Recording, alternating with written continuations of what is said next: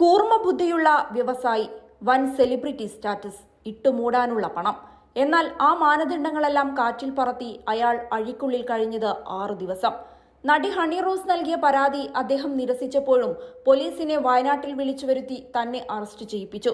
തെറ്റു ചെയ്തില്ലെന്ന് അയാൾ ആവർത്തിച്ചു പറഞ്ഞു. എന്നാൽ ഒരു സ്ത്രീയെ നോക്കി ലൈംഗികാധിക്ഷേപം നടത്തിയാൽ അത് കയ്യും കെട്ടി നോക്കി നിൽക്കാൻ ഒരു സ്ത്രീക്കോ ഇവിടുത്തെ ഭരണകൂടത്തിനോ കഴിയില്ല. പക്ഷേ അപ്പോഴും കുന്തിദേവി എന്ന അദ്ദേഹത്തിന്റെ പരാമർശം ആ വ്യക്തി പിൻവലിച്ചില്ല. തനിക്ക് തോന്നിയത് താൻ പറഞ്ഞു. അവരെ കുന്തിദേവിയെ പോലെ തോന്നി. അതിൽ ഒരു തെറ്റു കാണുന്നില്ലെന്ന് അയാൾ കോടതിക്ക് മുൻപിലും പലവട്ടം ആവർത്തിച്ചു. ഈ മഹാഭാരതം സീരിയലില് മുമ്പ് ഒരു കഥാപാത്രമുണ്ട്. ആ ഒരു സുന്ദരിയായ കഥാപാത്രം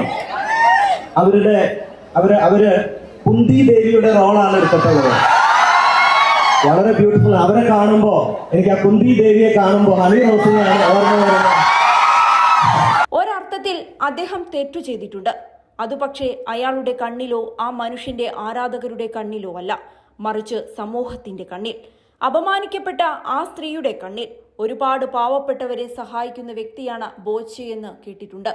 ജയിലിൽ നിന്നു പോലും അയാൾ പാവപ്പെട്ട കുറ്റവാളികളെ സംരക്ഷിക്കാൻ ശ്രമിച്ചു. എന്നാൽ ഇതൊക്കെ ഒരു പൊറാട്ട് നാടകമായിട്ടാണ് കോടതി കണ്ടത്. പിന്നീട് ബോബി മാപ്പു പറയുന്ന കാഴ്ചയും കാണാനിടയായി. ഏതായാലും ബോച്ചയ്ക്ക് ജാമ്യം ലഭിച്ചു. അപ്പോഴും ഹണി റോസിന്റെ പരാതിയിൽ മാറ്റമൊന്നുമില്ല. ആ കേസ് ബോച്ചയെ പിന്തുടരും. ബോച്ചയെ ദൈവമായി കാണുന്ന പലരും അദ്ദേഹത്തിന് ആശ്വാസവാക്കുകളുമായി എത്തിയ കാഴ്ചകളും നാം കണ്ടതാണ്. അതിൽ കൂടുതൽ സ്ത്രീകളായിരുന്നു എന്നതാണ് ശ്രദ്ധേയം. അവർ അലമുറയിട്ടു കരയുന്ന കാഴ്ച പോലും നാം കണ്ടു. അവിടെ ബോച്ചെ എന്ന വ്യക്തി ആര് എന്ന ഒരു വലിയ ചോദ്യം തന്നെ പലരുടെയും മനസ്സിലൂടെ കടന്നുപോയി. ബോബി ചെമ്മണ്ണൂർ പണം കൊണ്ട് ആറാടുന്ന വ്യക്തിയാണെന്നാണ് പൊതുവെ പറയാറുള്ളത്. വസ്ത്രധാരണത്തിലും സംസാരത്തിലും വരെ ഒരു ബോബി സ്റ്റൈൽ എപ്പോഴും പ്രകടമാണ്. അതുകൊണ്ടാകാം ധാരാളം ആരാധകരും ബോബിക്കുള്ളത്. വ്യവസായിയായ ബോബി ചെമ്മണ്ണൂരിന് എങ്ങനെയാണ് ഇത്തരത്തിലൊരു സെലിബ്രിറ്റി ഇമേജ് ലഭിച്ചത്? ബോബി പോകുന്നിടത്തെല്ലാം വലിയ ആൾക്കൂട്ടവും ആവേശവും എങ്ങനെയാണ് ഉണ്ടായത്? ബോച്ചെ എന്ന ബ്രാൻഡായി ബോബി ചെമ്മണ്ണൂർ വളരുകയായിരുന്നു. ജ്വല്ലറി ബിസിനസ്സിലേക്ക് തിരിഞ്ഞതാണ് ബോബിയുടെ കുടുംബം.